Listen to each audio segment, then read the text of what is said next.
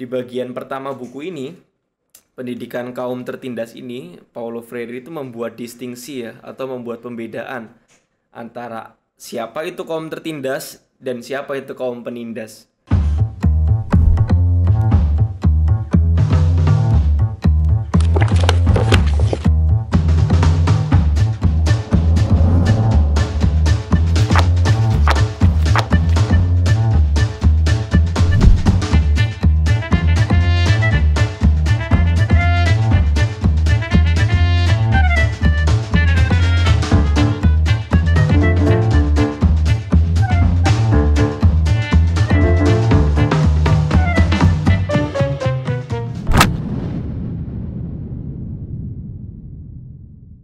Halo, selamat malam Bapak Ibu, saudara-saudari yang terkasih, sahabat-sahabat seperjalanan ya.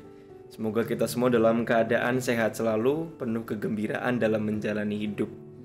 Nah, pada sesi gedebuk kali ini ya, saya diminta oleh teman-teman yang menjadi panitia atau pengurus ya, tanda kutip ya, terkait dengan konten gedebuk ini untuk memberikan sharing ya. Saya mengatakan sharing, bukan review, bukan ulasan. Sharing itu kan artinya membagikan ya, dari apa yang saya baca. Sebetulnya saya membaca sebuah buku yang bagi saya sangat menarik gitu ya, bagi saya sangat kaya maknanya. Tapi buku ini, karena saya katakan buku ini kaya, saya juga merasa ragu gitu, apakah saya bisa membagikan seluruh kekayaannya atau enggak. Tapi setidaknya pada kesempatan ini saya mau mencoba untuk apa? Setidaknya memberikan sedikit, tapi semoga itu bermakna dan berguna bagi hidup kita.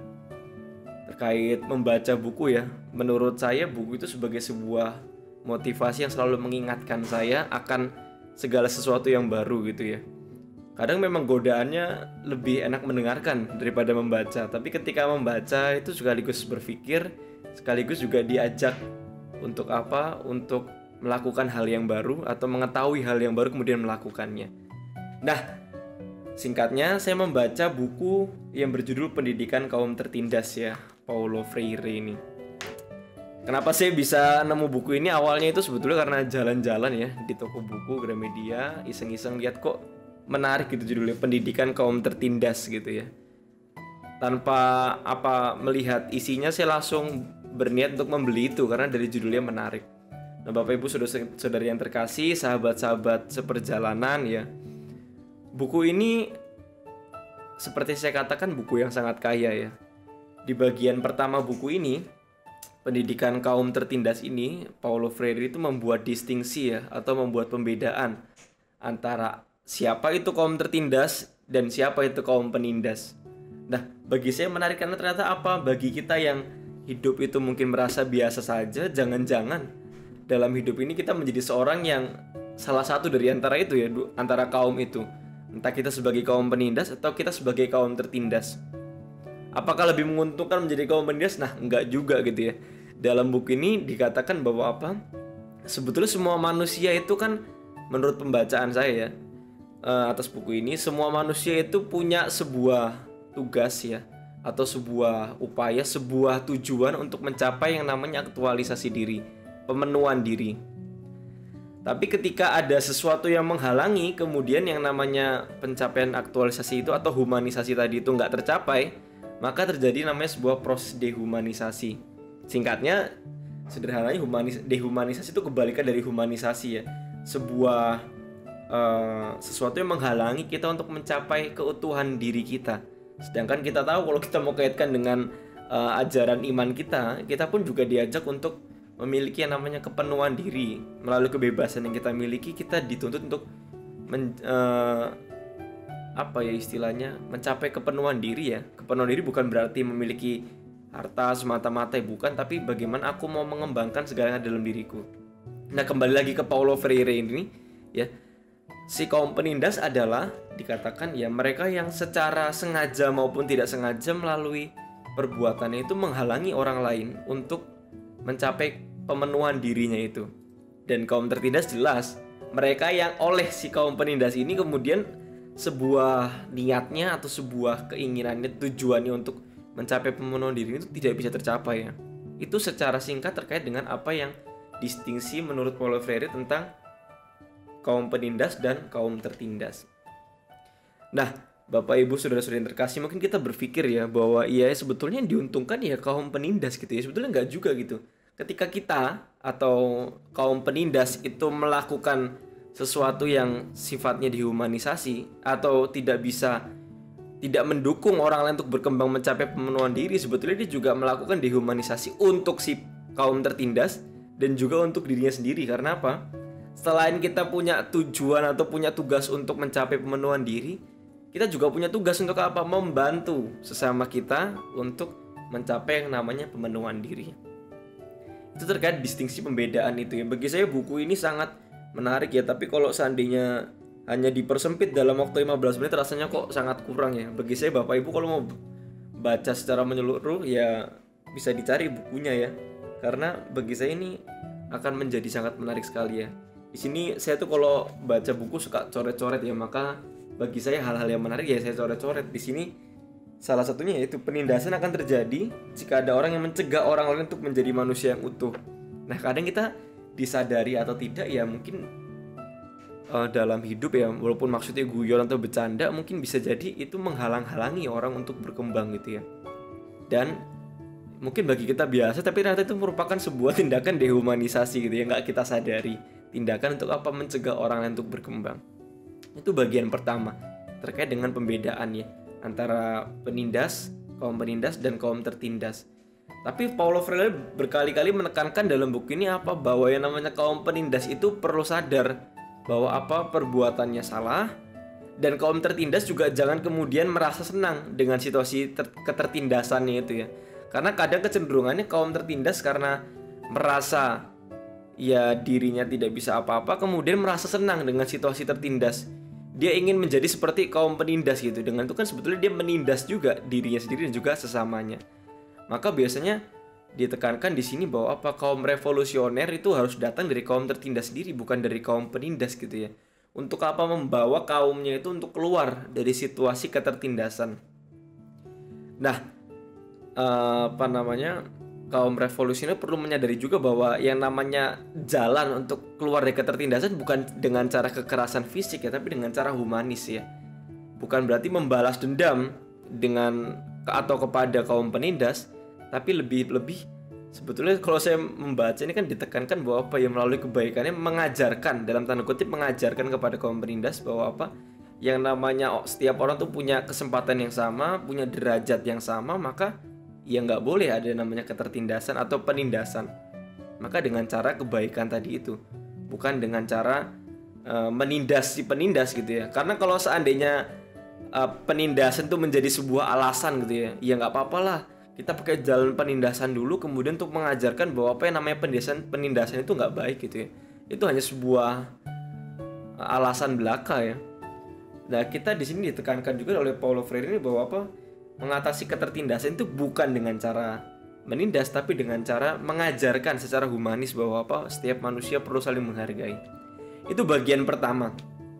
Bagian kedua yang tidak kalah menarik bagi saya adalah Paulo Freire menekankan atau membuat distingsi antara sistem pendidikan yang ada.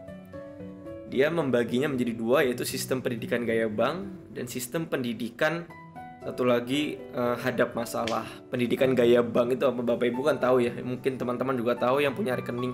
Kita ke bank itu kan untuk setor uang ya. Dan pihak bank itu biasanya nggak bertanya ini uang apa, mereka menerima kemudian dimasukkan ke rekening kita. Begitu juga dengan sistem pendidikan yang namanya pendidikan gaya bank. Seakan-akan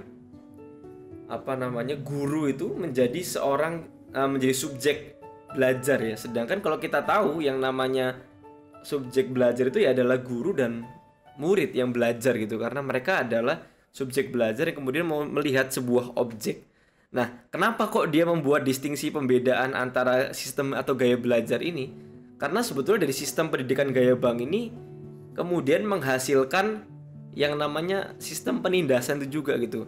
Seakan-akan guru-guru yang merasa diri bahwa dia butuh murid-murid yang butuh dia itu kemudian mencampur adukan antara wewenang pengetahuan dengan wewenang jabatannya sebagai guru.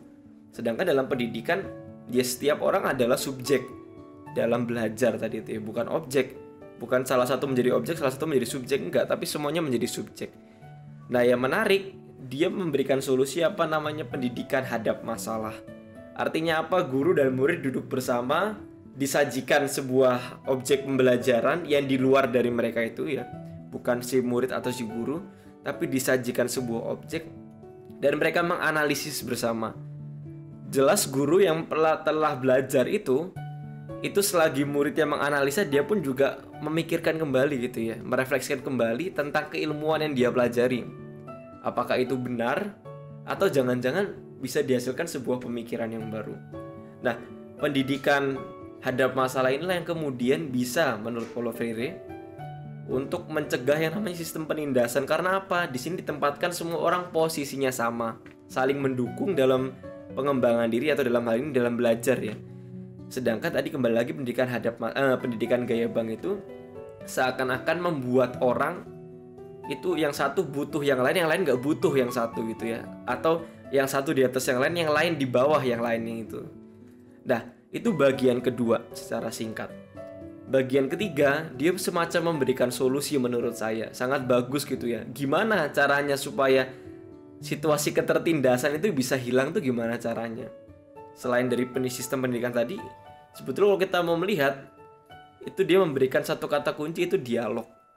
Dialog itu kan berbeda dengan yang namanya hanya sekedar memberikan pendapat kemudian diterima. Dialog itu mengandaikan ada dua atau lebih pribadi atau subjek yang berbicara, kemudian mereka bukan hanya semacam saling tukar pikiran, tapi menghasilkan sesuatu yang baru, sesuatu yang merupakan buah hasil pemikiran bersama. Jadi bukan hanya yang satu menempatkan pemikirannya kepada yang lain, kemudian yang lain menerima, bukan itu.